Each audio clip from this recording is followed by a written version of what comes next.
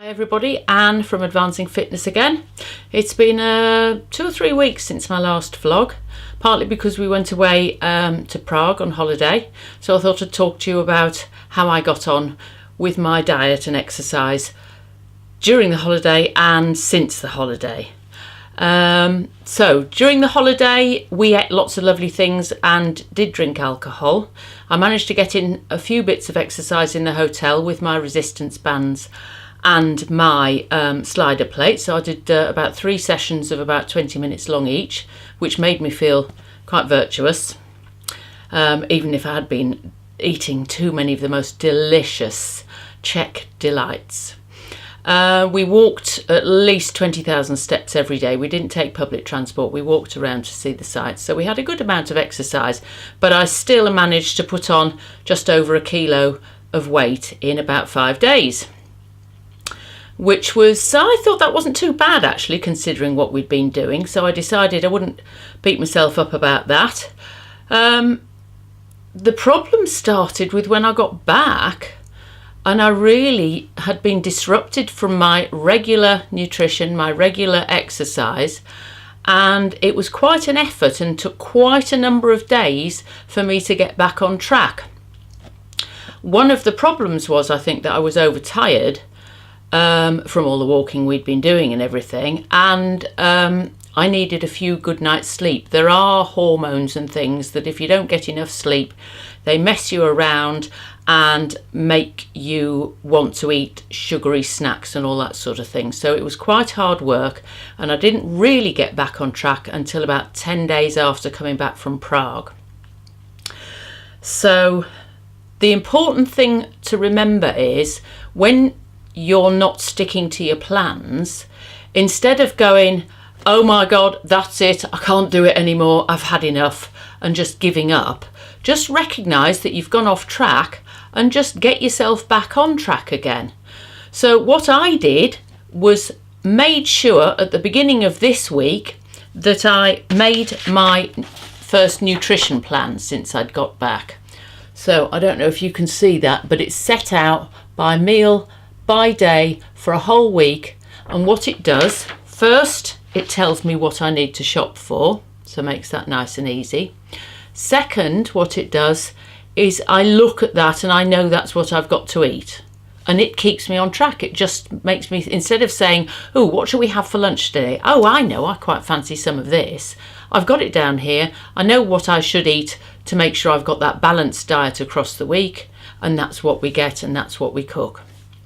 Obviously, occasionally things change, so you just swap things around on the plan so that maybe you do them on a different day, but at least you know you've got what you've got for the week, and you know that you're having a variety of vegetables and a variety of protein sources, so that you're getting all your vitamins and minerals in 1 week, which is good.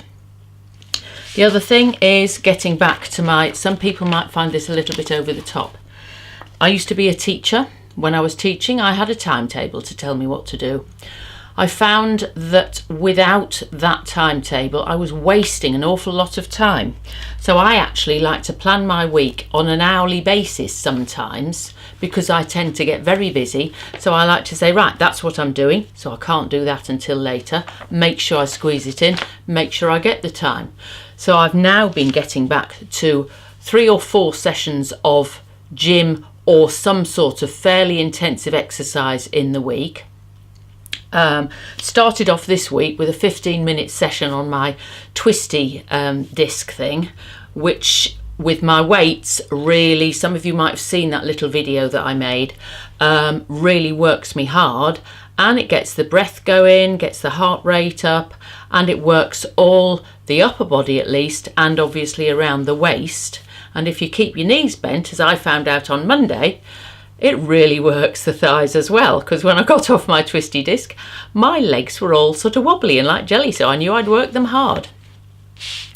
So that's how I've got back on track. So what I want to share with you particularly is, everybody has these times when they really just go right off track. They're not in the mood, they can't feel the drive to do what they know they should be doing. So just first of all, if you need a break, take one. Secondly, enjoy what you do on that break. Don't just go mad, but make sure that you do things that you enjoy and you eat foods that you enjoy. When you've had that break and you want to get back on track, don't beat yourself up and say, oh my goodness, I was a naughty girl, I'm never going to forgive myself, because negative thoughts like that breed more negativity. So just, that was then, this is now, get back on track and back to loving who you are and working to make a better you.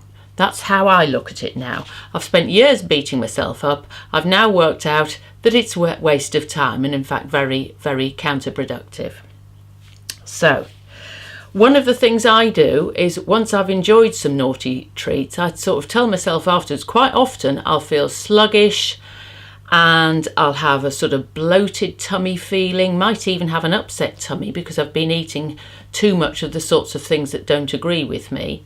So I'll just make sure I recognise those sort of things so I'm less likely to make those choices the next time. So, and also one of the things I do after I've gone off track is maybe lower my carbs and fats a little bit for a couple of days, simply because those are the sorts of treats I've been eating. If you're eating nice sweet things, obviously full of sugary carbs and often full of fats as well, because that's what gets your taste buds going. Okay, so just lower those two things in your diet for a couple of days without reducing the calories too much so you don't start getting hungry, and you'll be back on track before you know it. Make sure you get your exercise back in. So this week I did my twisted disc on Monday, didn't do anything on Tuesday because I had a busy day. Wednesday, yesterday, I was actually worked really, really hard in the gym. I did a whole body session with some pretty heavy weights and finished off. I've decided to start off putting more effort into a couple of things that I really, really want to be able to do. One of those is to be able to handstand without leaning against a wall. So I've started adding in a few practice handstands at the end of my gym sessions.